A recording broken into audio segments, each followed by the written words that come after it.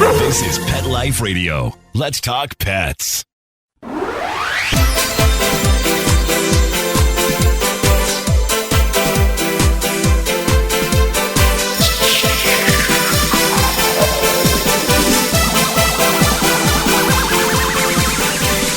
Hello, you're listening to Animal Party on Pet Life Radio.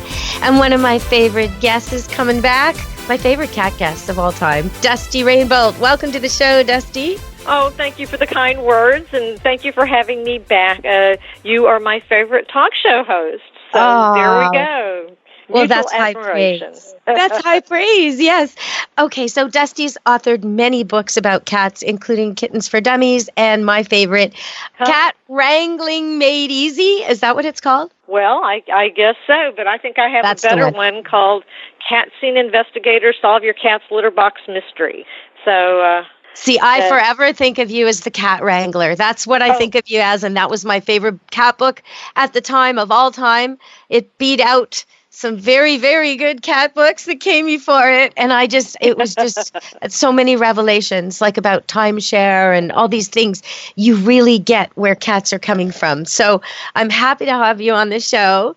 And, well, let's just, first of all, last week, couple weeks ago, I had on the show some people with some therapy dogs, and I loved having them, and everything was good about the show, but they did kind of allude to the fact that there's no such thing as a working cat. And so I wanted to give you a chance to just counter that. Are there cats out there doing good work? I think they are, and I guess, first of all, let's discuss what a therapy cat is.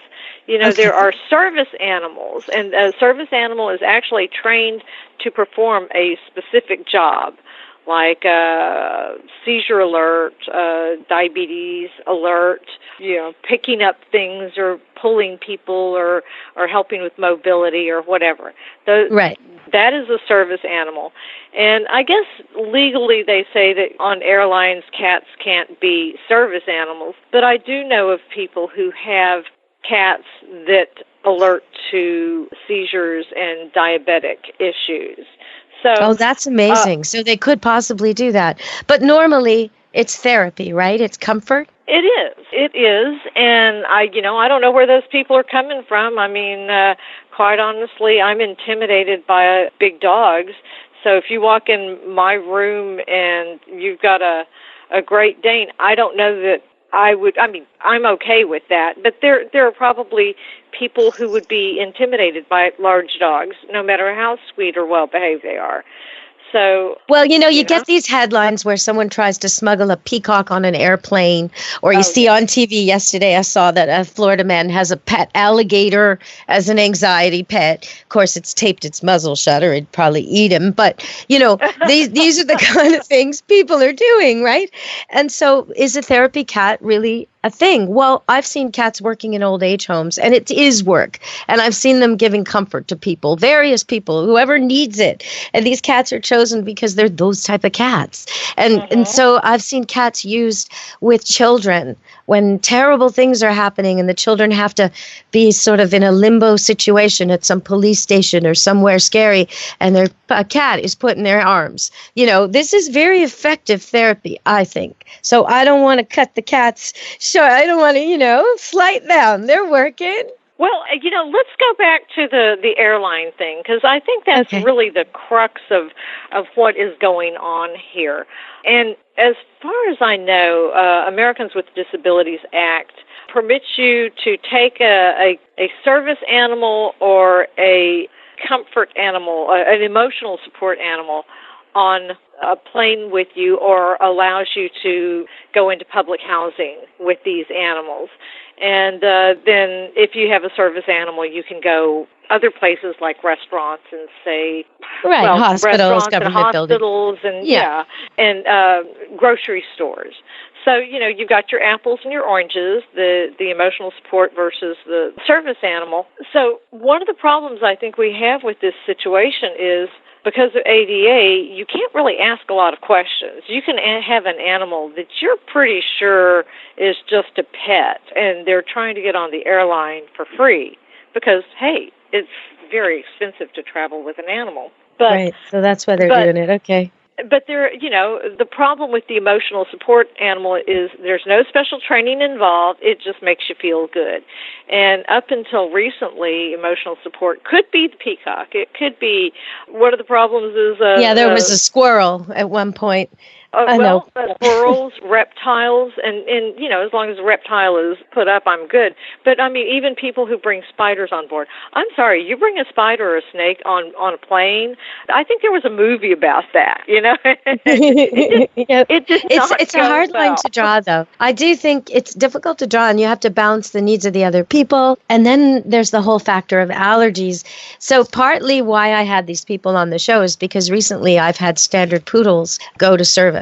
3 last year. That one's an epileptic seizure detection dog for a child, another one's an anxiety dog for a person, and another one is a hospital visitor.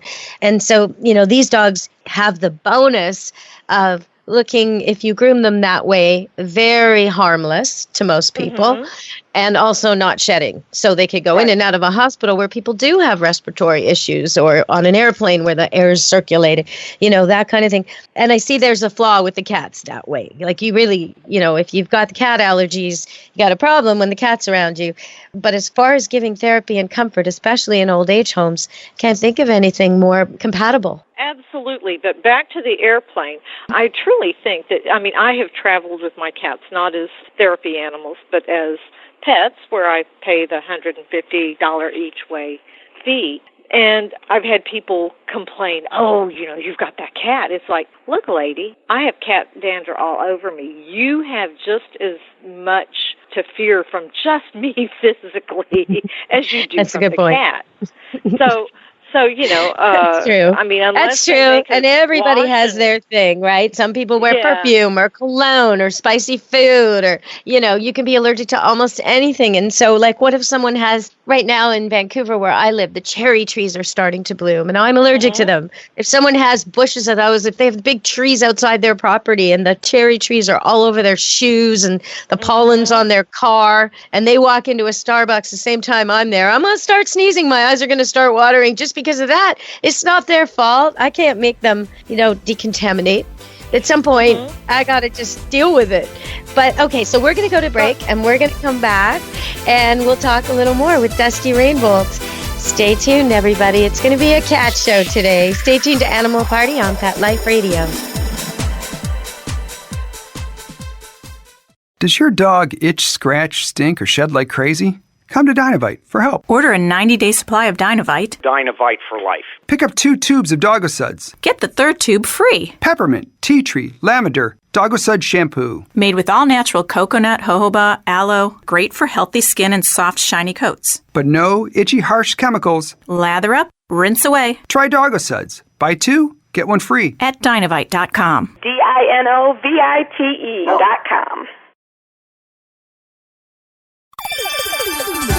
Let's Talk Pets on PetLifeRadio.com.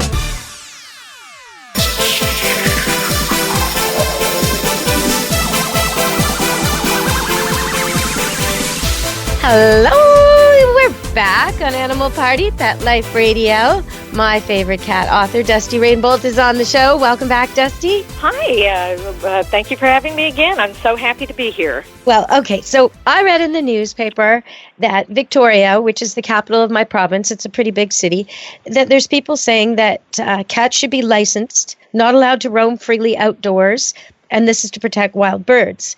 The Victoria Natural Historical Society is arguing for this. It's a 750-member society, and they want mandatory neutering of all cats over 6 months of age unless the owner applies for a special permit or for breeding or for medical exemptions. They want all cats to be licensed and vaccinated against rabies, all cats to be confined to their owner's property or when off premises to be on a leash. And already the politician in question, the mayor, has said that she doesn't have the resources and isn't interested in policing cats. The outcry happened because some people saw some of these some cats, maybe wild cats, feral cats, I don't know, stalking ducks and ducklings. And so that's what started this. And cats are said to be the largest predators of wild birds and the big problem there, and they're often blamed for this. So I wanted to bring this to you. I as I was reading this, I was thinking of you because I was thinking, I let my cats go in and out on my farm, and I've had cat experts on before who are on the cat side of this, not the bird side. And they don't like that. They want me to keep my cats inside, and they want me to do all these things these people are saying. So I'm curious, where do you come out on this one? Well, I hate to say this, but I'm on the fence about this. It's all about owner responsibility, and if you have a cat, you need to be responsible for it one way or the other. You do have the option if you live in the city of having a cat fence, and that allows the cat to go out and be a kitty cat and play in the grass and soak up sun. But on the other hand, if you have a cat and you keep them inside, you have to provide outlets for them that allow them to behave as they would, as they need to, mimicking living in the wild. Now, I don't agree with the bird people. I've spoken to a lot of hunters, and they say that outside of human influence, if you go into the wild, the forest or whatever, you don't see cats. Cats can't survive outside of human influence because they're small prey and they are dinner, and you're just not going to see things outside of a community. They say coyotes' favorite food is house cats, so they're not going to get very far. That's actually true, and they've done studies, and they don't know whether the coyotes prefer, and they do actually prefer cats over other prey, but they don't know if it's because they taste better to a coyote or if they're just easier pickings. It could be either one. But there have been studies where in Chicago, outside, when you get into the forest area or whatever, wild areas, the cats don't go there. They stay on the outskirts of human influence, even feral cats. And so, the avian societies are saying that cats are the largest bird killers ahead of buildings and automobiles. I just find that hard to believe. Extremely hard. I do not believe that. And this particular veterinarian of mine said, he simply can't believe it because if they were such killers, how many birds are outside of the influence of humans? So if it's not the cats killing them out in the wild, then what is it? It's probably, I'm not saying that birds aren't declining, but you've got pesticides, and you've got rat poisons, and you've got all this other... Fires and climate change. Lots of displacement. It's not even declinement. I think it's sometimes displacement. Like I'm up here in Vancouver, and we see birds we've never seen before every time there's fires in California, which unfortunately is every year. So it's not that they're missing, it's that they're going other places sometimes. But there is a problem. There's the other side of this, though, that as a cat owner, maybe I am being irresponsible because it is said that if you keep your cats contained inside, they'll have less fights, they're less likely to get poisoned, they're less likely to get hit by cars, your vet bills go way down, your cats live a long life. Now, I've had cats I've had to euthanize when they get so old, 2 decades worth. So I don't know what's happening there, but I get that in theory anyway, inside is safer. In Calgary, cat owners pay $18 a year when their pet's neutered to register, and all these rules are in place there. So I wonder if this is the way the world's going. And I don't know, it's going to be pretty hard to regulate the cats, I think. I think so, too, just because they're cats, and cats are not valued as much as dogs are. Dogs... People take them for walks. They participate in the dog's life. The cats, they just let out, and that's a human issue. It's recommending you take your cat for a walk on a leash. And I have had people hire me to teach their cat to walk on a leash, teach their cat to accept a harness. It's totally doable. But I always worry when they set out on these walks with their cat that they're going to run across the wrong off-leash sight hound, Dog. pet dog with prey drive, and it's going to come out of nowhere and think, basically like lunch on a rope, bad, right? And I worry. And there've been a couple times. One time I was at the Great Canadian Pet Fair hosting, and someone decided to bring a cat on a leash into the dog area. How could we possibly guarantee that all the dogs coming are good with cats? Another person brought a ferret in. Again, ridiculous. Like, think about where you're taking your cat if you're leashing it and taking it places, right? I mean, my goodness. Absolutely. As a matter of fact, in the Dallas area, we recently had a situation. We have a problem with dog owner responsibility. And, I mean, many people have been killed by wandering dogs. Cats don't pack. Cats don't attack in a group. And cats aren't going to kill you, but dogs can.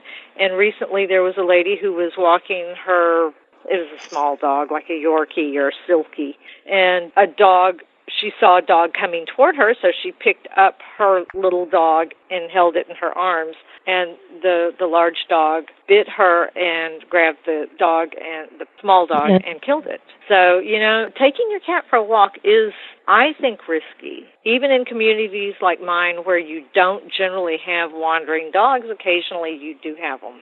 And they do pack. And, I mean, even if you have a coyote in the area, there have been cases where owners have been taking their dogs out for a walk, and the coyotes have taken the dogs literally off the leash and just, snack food. Oh, yes. Okay, so we're going to have to go to another break. We're going to talk more about coyotes when we come back on Animal Party Pet Life Radio. Stay tuned while I interview Dusty Rainbow, my favorite cat author, on Animal Party Pet Life Radio. Molly, here's your dinner. Zeus, that's not your food. Don't let that happen to your precious cat. Elevate your cat's eating experience with the Cat Tree Tray. The Cat Tree Tray keeps your cat's food off the floor and conveniently located on the cat tree. It's the perfect way to eat.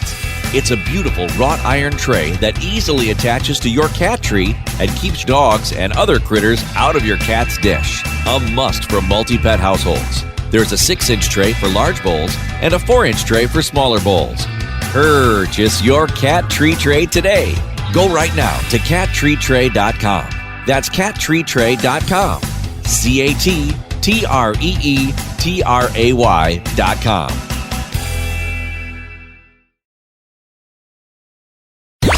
Let's talk pets Let's talk pets on Pet Life Radio. Pet Life Radio. PetLifeRadio.com.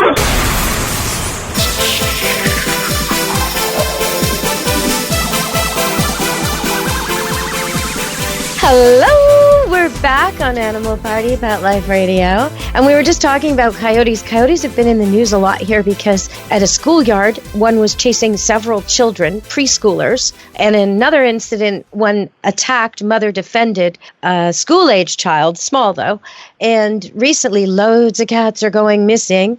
Their favorite food is cats. Also, cougars' favorite food is cats. We had a cougar shot in our area recently, but they say there's still another one. And there have been footage of this cat walking through the schoolyard, lounging, big cougar, lounging on people's decks, completely unafraid. Now, sometimes I think people think wolves will be nice to dogs because they're all canines, or cougars will be nice to cats because they're all felines. No, your cat is prey for these animals. Your dog is a threat or prey most of the time. So I don't think people quite get the risk. Plus the diseases, right, Dusk? Absolutely. You just hit it on the head. And diseases can come from a number of different sources.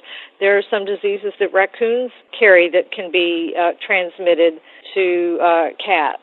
So, I think feline distemper can go back and forth between raccoons and cats. Oh, it's interesting you mentioned raccoons. There was this lady, I used to visit her house to feed her cats and take care of her animals when she was away. And she used to have these overflowing bird feeders in her backyard. And the squirrels and the raccoons and her cats, everybody was all out there together. And I used to say to her, I don't like that. I just don't like it. Well, the raccoons are tame. We have names for them, blah, blah, blah, blah, blah. Yay. One day, one of her raccoons ate one of her cats. just decided like it had had enough or whatever, and it just killed it and dragged it off into the bush while she watched through the picture window. Don't count on wildlife being tame just because you feed it. In fact, don't feed it. How do we get people?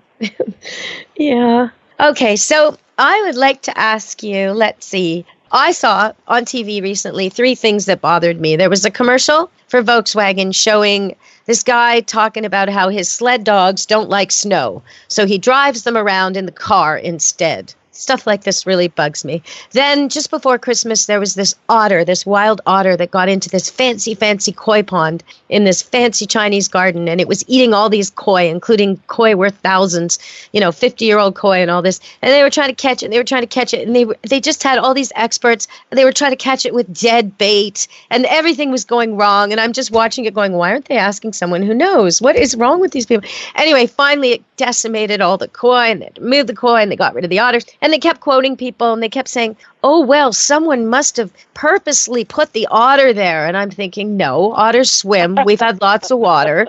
Anyway, finally, they quote this one guy who said, well, he didn't take the bus when they were asking, how did the otter get there?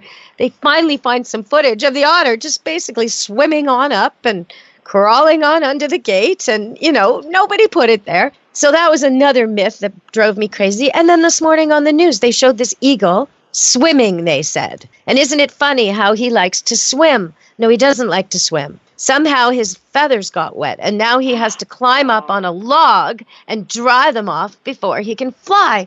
But why do they put this stuff out there without checking with somebody who knows animals? What myths have you got to share? Because there's got to be something as a cat expert that just drives you nuts. That's just like everybody thinks, but it's not true. Well, I think the biggest one is depending on the pet supply industry to determine what's best for your cats. I speak to people all the time, and they'll say, oh, well, the cat doesn't like the litter box. It's like, well, how big is your litter box? Well, I bought it at Petco, or I bought it at PetSmart. And with the exception of one particular litter box, which is the PetMate giant litter box, it's big, and people assume because they can buy a litter box at the store, it's a good one. And the truth is that a litter box should be at least 1.5 times the length of the cat so that he can get in and move around. And it's just an assumption. Well, the pet store sells it, so it must be true. Yes. And it's not. Go to the hardware store and buy something that they mix concrete in. It's a much better litter box. Oh, interesting. Okay. And cheaper too, probably. And yeah, absolutely. I've got a couple of them. They're called utility tubs, and you use it to drag rocks around in or mix concrete. And they're just so much better than a normal litter box because they're big. They're like 2 feet by 3 feet. And they're high because you're mixing stuff in it. So, it's... But, okay, but let's just say, if you do have an elderly cat, it might be too high. You do have to make sure your litter box actually fits your cat, right? Absolutely, yes. And kittens, you want to encourage... You want the optimum situation for your cat. And what I'm talking about is a normal, healthy adult cat. So, yeah, you're right. Older cats, make sure it's got a low entry. What you could do is you can take a saw and you can make a hole to make it easier for them to get in and out of. And I do that. Okay, well, we've been talking to Dusty Rainbow, and I'm going to ask you to come back and do a follow-up show because I want to talk to you about my new kitten. I saved that so I can get you to come back. And we're going to talk about your new kitten. Oh, right on. Okay. And I'm also going to ask you about natural remedies. Sometimes I think people think the word natural. I noticed if it says natural on the package, it's $10 more usually. But is it really natural? And I mean, poison ivy's natural. So we're going to talk about this on another show when Dusty comes back. Thank you so much for joining me today, Dusty. Well, thank you for having me, and I can't wait to talk about poison ivy. Oh, right on. Okay, everyone. So from me, Deb Wolf, and Dusty Rainbow, be good to your animals.